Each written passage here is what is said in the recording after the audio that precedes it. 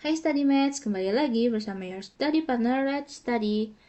Nah, hari ini kita akan belajar paket soal Fisika 4 untuk persiapan ujian mandiri 2024. Bahan pembelajaran ini dibiayai oleh donatur Let's Study. Hai Study Mates, perkenalkan aku Kak Alia. Aku sekarang berkuliah di Institut Teknologi Bandung di Fakultas SAPPK atau Sekolah Arsitektur, Perencanaan, dan Pengembangan Kebijakan. Aku juga merupakan alumni dari Maninsan Cendekia Serpong.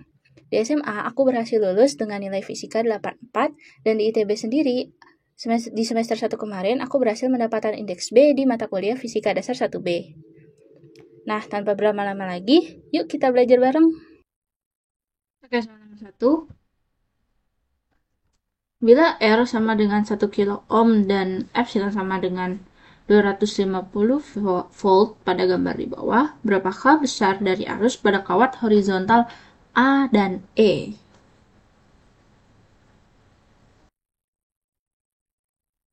Nah, pertama-tama kita tinjau tegangan di A. Tinjau VA, kita akan fokus di sini ya. Rangkaian A, B, C aja. Nah, sini aja. Nah, seperti yang kita tahu, rumus umumnya itu adalah V per R itu sama dengan I.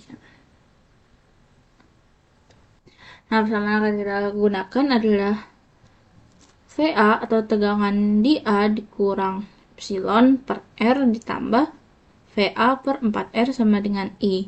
Nanti akan kita dapatkan 5VA sama dengan 4IR ditambah 4 epsilon.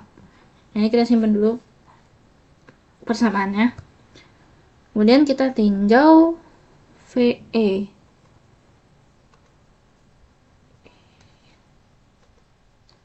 Nah, untuk tinjau VE ini kita fokus di rangkaian CDE. Ya. CDE. Nah, sama kayak tadi kita bikin persamaan. Samaannya itu VE atau tegangan di E dikurang 2 epsilon, kurang ini 2 epsilon per 2R ditambah tegangan E atau VE per 3R sama dengan min I. Nanti akan didapatkan persamaan 5VE sama dengan min 6IR ditambah 6 epsilon. Nah, kita tinggal substitusi persamaan 1 dan 2. Oke. Nah, persamaan 1 itu sama dengan persamaan 2. Karena di rangkaian ini tegangannya itu akan sama karena semuanya itu seri. Nah, berarti 4IR ditambah 4 epsilon sama dengan min 6IR plus 6 epsilon. Nanti akan didapat I-nya itu sama dengan 50 M ampere. Jadi jawabannya E. Nah, nomor 2.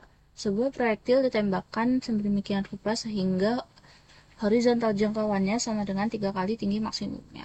Pertanyaannya, berapakah sudut proyeksinya? Nah, dari soal kita ketahui bahwa X max sama dengan 3H max. Oke. Nah, kemudian kita tahu rumus X max itu adalah V0 kuadrat sin 2 theta per G. Sedangkan H max itu V0 kuadrat sin kuadrat theta per 2G. Karena 3H max berarti kita kali 3. Nah, kemudian kita operasikan seperti biasa. Nah, ini bisa kita coret G-nya. Kemudian sin theta-nya juga kita coret. V0 kuadratnya juga bisa kita coret. Nah, nanti akan didapatkan persamaan 4 cos theta sama dengan 3 sin theta. Kemudian kita cari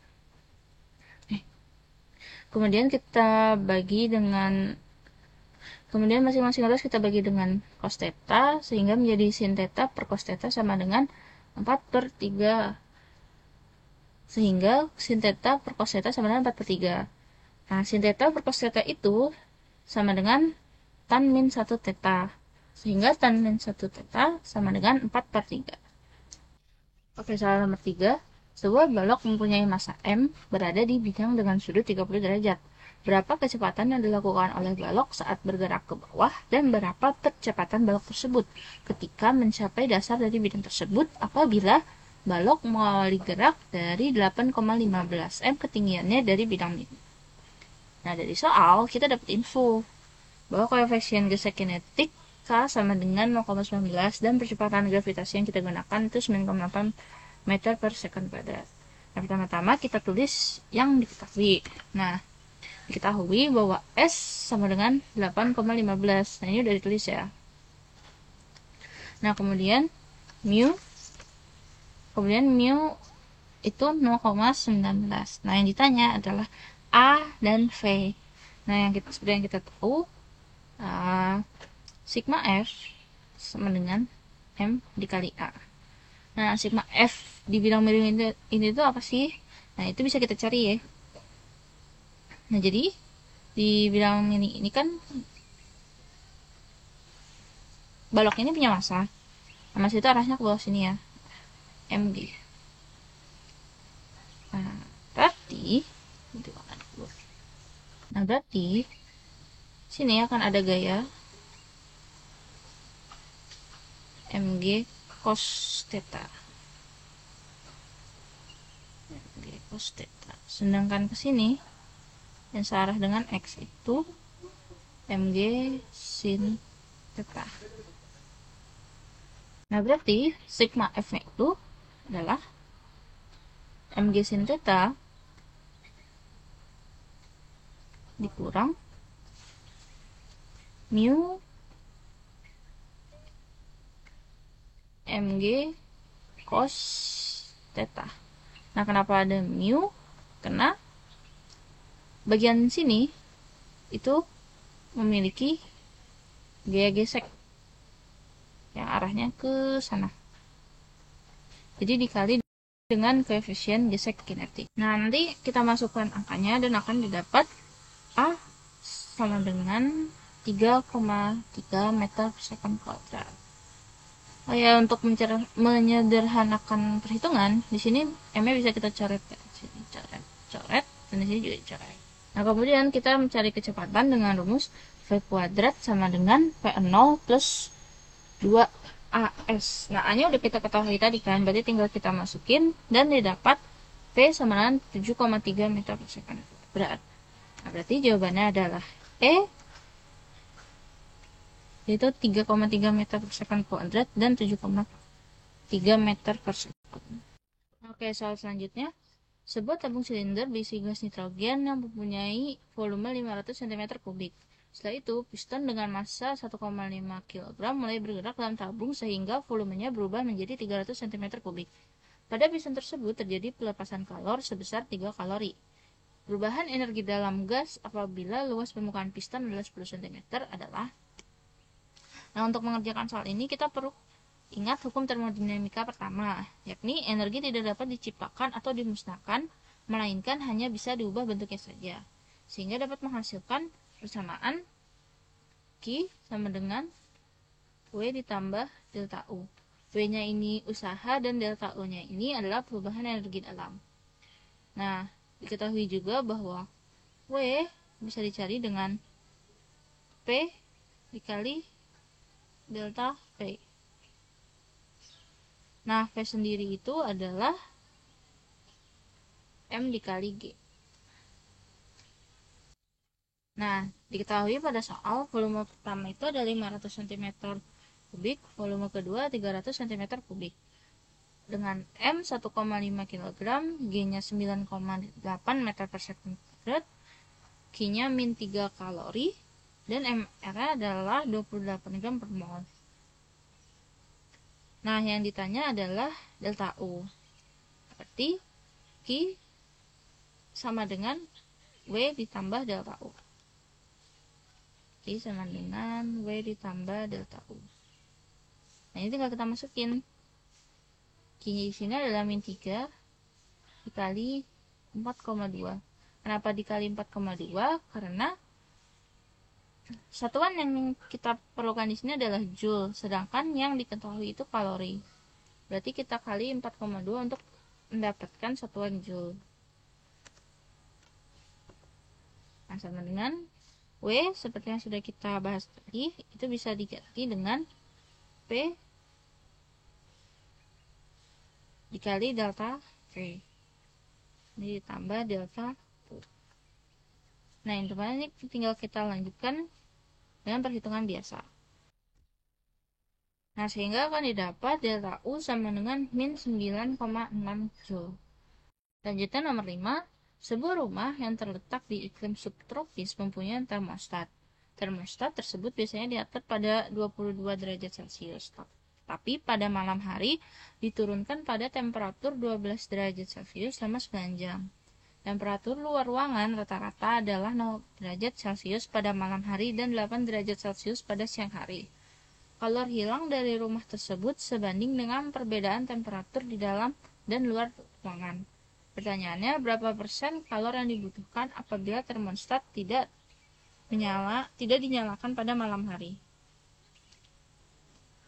Nah, dari soal kita ketahui, saat termostat dinyalakan, suhu siang itu 22 derajat yang di sini. Sedangkan suhu malamnya adalah 12 derajat Celcius.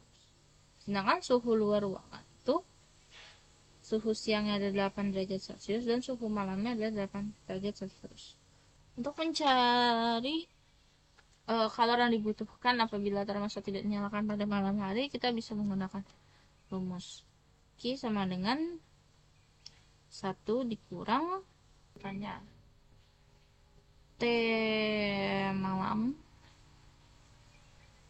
delta T malam per delta T siang kali 100%. Sehingga nanti akan didapat Q sama dengan 28%. Nah, soal selanjutnya, seorang siswa berdiri diam dan kemudian mengambil langkah maju. Sebelum langkah, momentum siswa tersebut adalah 0, tetapi setelah berjalan siswa memiliki momentum. Hal ini mematuhi hukum kekekalan momentum sebab bumi menerima impuls maju dengan ukuran yang sama. Akselerasi bumi yang dihasilkan akibat dorongan ini jauh lebih kecil dari percepatan siswa ke depan. Namun momentum maju planet sama besarnya dengan momentum maju siswa. Nah, perlu kita ingat bahwa hukum kekekalan momentum hanya bisa diterapkan di peristiwa yang melibatkan sedikitnya dua benda. Nah, pada kasus ini, peristiwanya hanya melibatkan satu benda, yaitu seorang siswa. Jadi hanya ada siswa di sini, berarti pernyataan ini salah. Kemudian, ketika bumi berotasi, kecepatannya itu konstan, sehingga momentum bumi sama dengan momentum benda-benda di atas permukaan. Nah, berarti ini salah juga ya. Nah, berarti untuk jawaban soal ini adalah pernyataan salah dan alasan salah. Nah, soal nomor 7, alkohol menguap lebih cepat daripada air di temperatur ruangan, sebab gaya antar molekul yang menarik antara molekul alkohol lebih besar dari gaya antar molekul air. Nah, ini benar ya. Kenapa? Karena alkohol lebih mudah menguap dibandingkan air. Hal ini disebabkan karena gaya kohesi antar partikel alkohol lebih lemah dibandingkan gaya kohesi partikel air. Nah, selain itu, kalor jenis alkohol juga lebih kecil dibandingkan kalor jenis air. Nah, hal ini menyebabkan alkohol lebih mudah menguap dibandingkan air. Nah, selanjutnya nomor 8. Lensa konvergen dengan panjang fokus 8 cm membentuk bayangan sebuah benda yang tajam di layar. Pernyataan yang benar berkaitan dengan jarak sekecil mungkin antara objek dan layar adalah, nah, di sini disebutkan bahwa bayangan membentuk bayangan sebuah benda yang tajam di layar. Membentuk sebuah bayangan. Nah, berarti bayangannya itu bayangan nyata. Nah, jarak terkecil benda yang memungkinkan terbentuknya bayangan nyata adalah pada ruang di antara titik fokus dan pusat bidang lengkung lensa, sehingga bayangan akan terbentuk dan memiliki panjang yang berbeda. Berarti pernyataan 1 ini benar ya. Pertanyaan 2-nya salah. Nah, kemudian selanjutnya Kita lihat ke pertanyaan 3 dan 4. Pernyataan 3, jarak paling memungkinkan adalah 16 cm. Dan pernyataan 4, jarak paling memungkinkan adalah 5 cm. Kita cek pernyataan 4. Jika benda diletakkan pada jarak 5 cm, berarti benda tersebut akan berada di belakang fokus lensa sehingga akan terbentuk bayangan maya.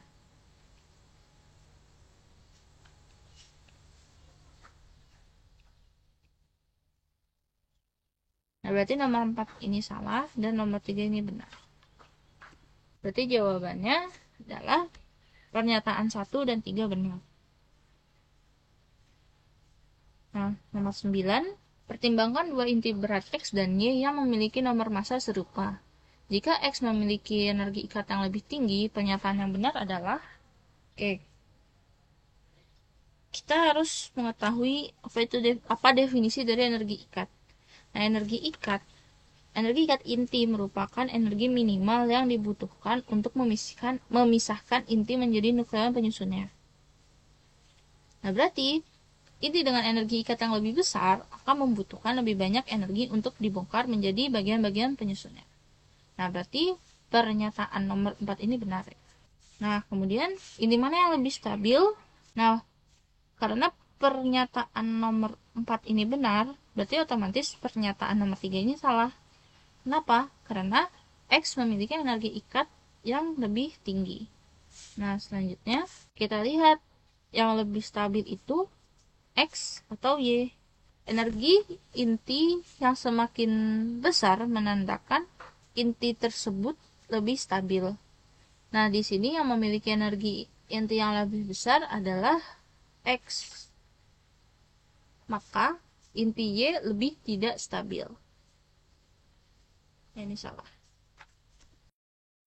Jadi pernyataan 2 dan 4 benar. Nomor 10, seorang surveyor menggunakan kompas magnet 6,1 M di bawah saluran listrik yang memiliki arus stabil 100 ampere. Pernyataan yang benar adalah, kita lihat nomor 1, besaran medan magnet adalah 3,3 mute. Nah, kita tahu besaran medan magnet itu adalah B sama dengan mu0 dikali I per 2pi. Nah, mu0 itu 4pi dikali 10 pangkat min 7. I nya 100 dikali 100 per 2pi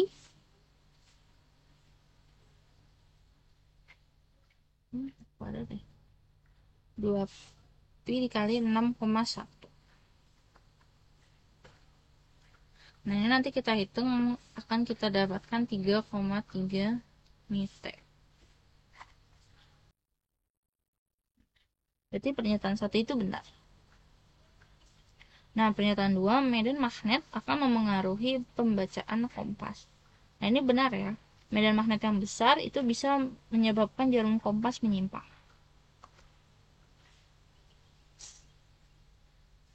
Nah, nomor 3, medan magnet ini kira-kira 1/6 besar medan magnet bumi. Nah, medan magnet tadi kan 3,3 ya. Sedangkan besar medan magnet bumi itu 25 mute. Jadi 25 per 3,3. Ya, kurang lebih 1/6. Berarti ini juga benar. Nah, berarti yang nomor 4 ini salah ya. Nah, berarti jawabannya ada pernyataan 1, 2, dan 3 benar. Terima kasih kepada donatur Let's Study yang sudah membiayai dalam produksi materi ini. Study Maths bisa mereview kembali bahan pembelajaran textbook, PPT, dan latihan soal pada link di description box. Let's Study juga menyediakan playlist YouTube khusus bahan pembelajaran loh. Jangan lupa dicek ya Study Maths. Nah, Study Maths juga bisa mensupport Let's Study dengan berdonasi seikhlasnya. Selain donasi dalam bentuk uang, Study Maths juga bisa share platform Let's Study kepada teman sekitar atau membagikan info platform Let's Study ke sosial media Study Maths. Ayo follow akun sosial media Let's Study pada Instagram, Twitter, dan TikTok agar selalu mendapatkan update konten bermanfaat lainnya. Terima kasih, sampai jumpa di video berikutnya. Semangat!